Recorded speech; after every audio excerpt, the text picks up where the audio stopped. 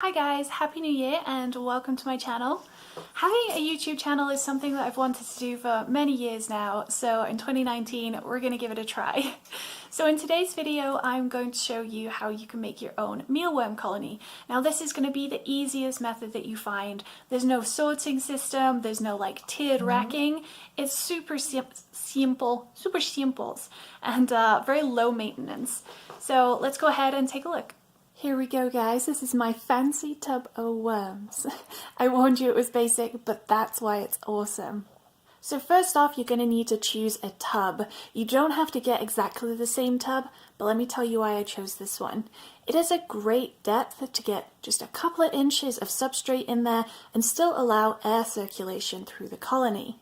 To create circulation, you're going to need ventilation in the top of the tub. Now, this one comes with pre-cut holes, and that's why I chose it. This is one of the fresh scent Sterilite containers, and this compartment is meant for scented sheets. You pop it in there, close the lid, and the scents would go down into the fabrics that would typically be kept in this container. But when I saw this on the shelf, I saw pre-cut ventilation. However, you of course have the option to cut your own, and here is one I made earlier. This is the lid to my cricket colony, and I know it's not pretty, but it's functional. All I did here was cut a hole into the lid and duct tape some screen mesh on there, and voila, ventilation. Now with this fresh scent compartment, I have found that this flap is flappy, and so we have high-tech rock. Now this tub does also come with locking handles. These are really not necessary to keep the worms in, so you can save yourself a few bucks and skip on the locking handles. It is quite a nice touch though to keep my dogs out. Let's take a look inside. So this is the colony. You can see there are worms all over the place, and I actually just removed quite a few today. Now although we can only see a few worms on the surface, if you disturb this substrate you will find plenty more worms and pupa and beetles.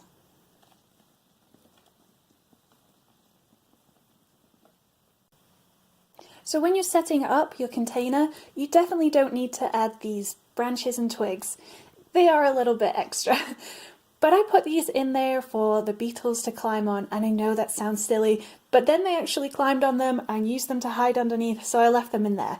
But they're not necessary. What is necessary, however, is a nice substrate. So this is actually a mixture of a couple of things. This is eco earth that I had left over from my reptiles, and I really only used it to pad out the amount of oats I had. The next thing you can see here are, of course, oats. Now you don't have to get fancy when you're buying oats, just buy the cheap ones at the supermarket.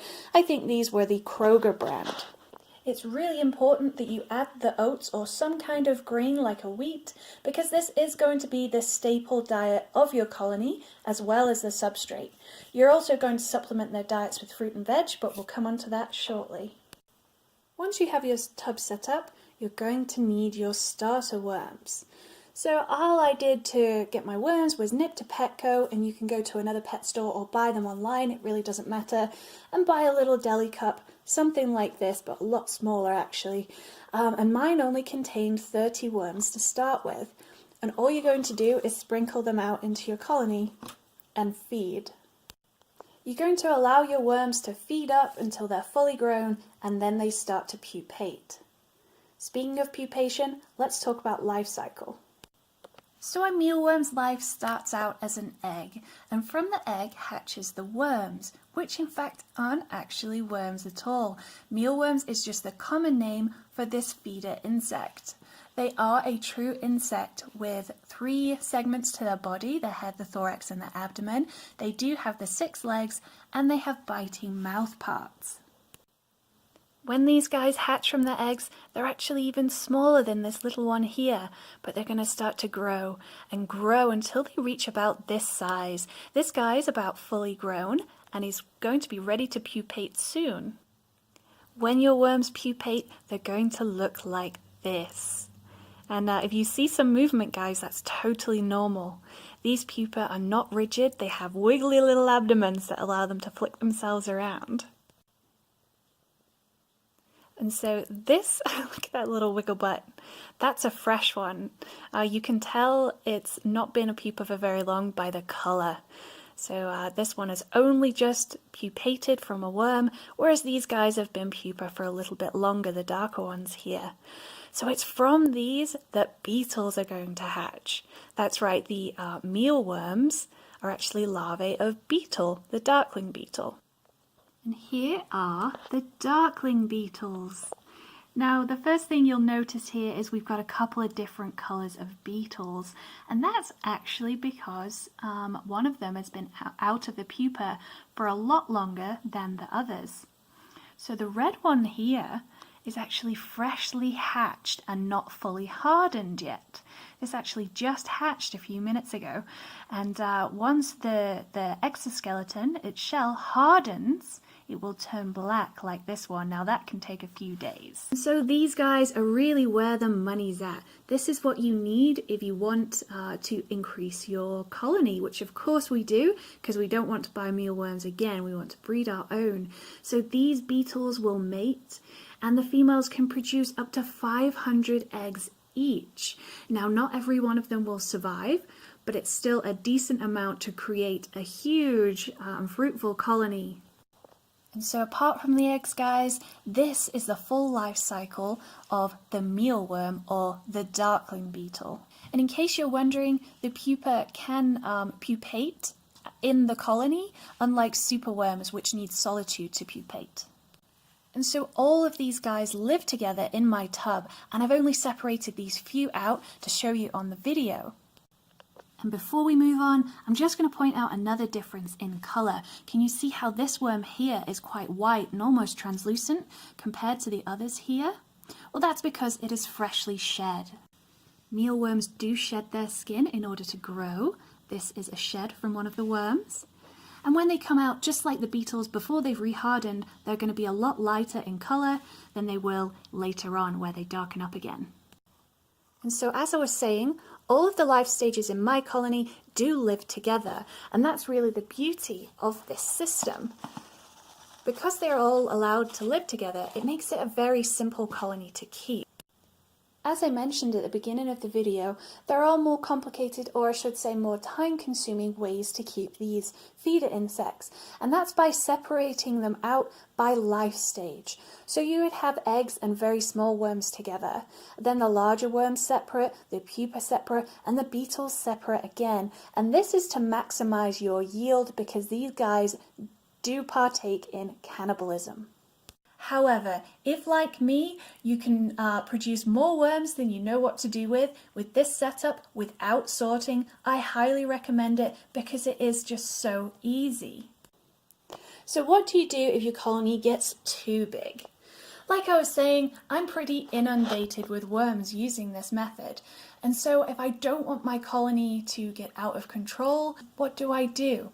Well, you've got a couple of options. You can start a new colony by just halving out the worms in here and putting them in another tub.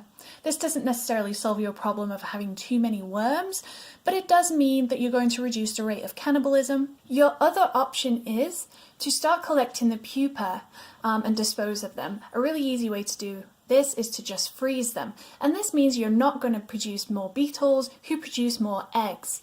And then once you're ready for your colony to start populating again, you can allow the new pupa to hatch out into beetles and breed. Another thing you can do is something I did earlier today. I separated out about 200 worms, and you can just separate out however many you want.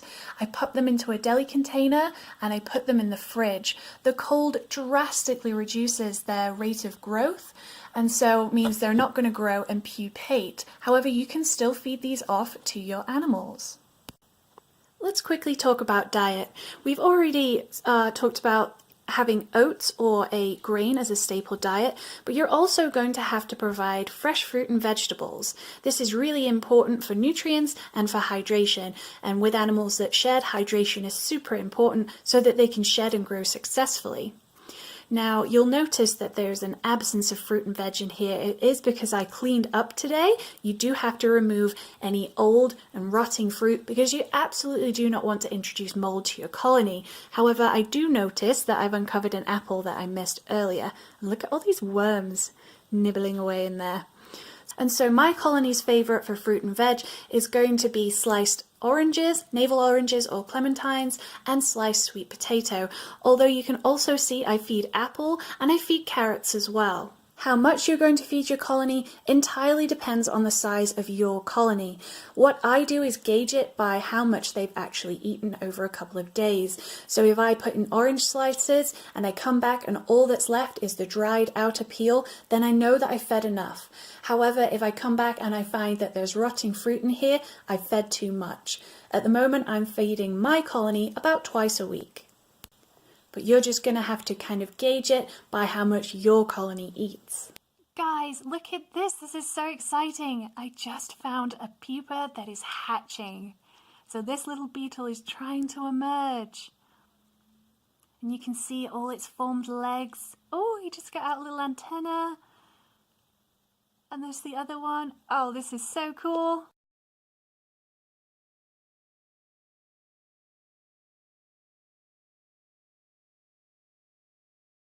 There you go, guys. That is the easiest way to start your own mealworm colony so that you never have to buy them again.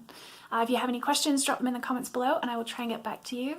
And thank you for watching. Bye!